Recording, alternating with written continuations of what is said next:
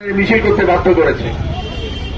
গতকাল প্রতিবাদ হচ্ছিল, গোটা রাজ্যে হচ্ছিল, কিন্তু বলে না বাবু যতক্ষণ পারিষদগণ বলে তার শতগুণ। পুলিশ তার নিজের ঘাড়ে কেন নিল বন্দুক? আর কে চালাচ্ছে পুলিশের ঘাড়ে বন্দুক দিয়ে? কার উদ্দেশ্যে? আজকে আপনার কাগজে গেছেন, গতকাল সুপ্রিম কোর্ট বলেছে বাক স্বাধীনতার কথা, ফান্ডামেন্টাল রাইট, মৌলিক অধিকার, হক চাওয়ার, হক কথা বলার, এবং সেই প্রতিবাদ গতকাল হচ্ছিল।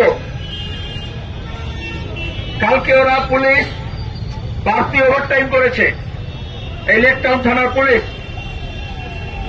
বারবার বলছিল জনগণের পয়সায় উর্দি পলাশ বলছিল। আমিও বুঝলাম উর্দিটা তো জনগণের পয়সায় দেয়, আমার মনে হয় তৃণমূল আন্ডারপ্যান্ট কিনে দেয়, তাহলে এক্সট্রা কাজটা কেন করে?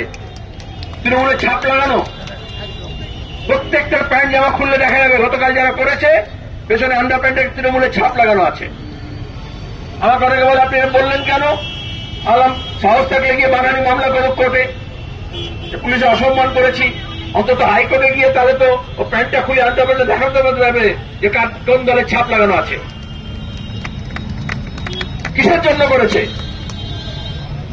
চুরি, জোচ্চুরি, ধর্ষণ, খুন, রাহাজানি, কিডন্যাপ প্রতিদিন ঘটছে, পুলিশের টিকি খুঁজে পাওয়া যায় না।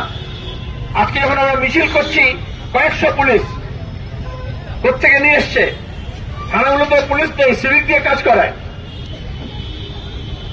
আজকে দাঁড়িয়ে যাদবপুর বিশ্ববিদ্যালয়ে যা ঘটেছে, প্রত্যেকটা মানুষ, সে পুলিশ হোক, উর্দিধারী হোক, আর যেই হোক, যে দলেরই হোক, তাকে ঘৃণা করে এর প্রতিবাদ করতে হবে।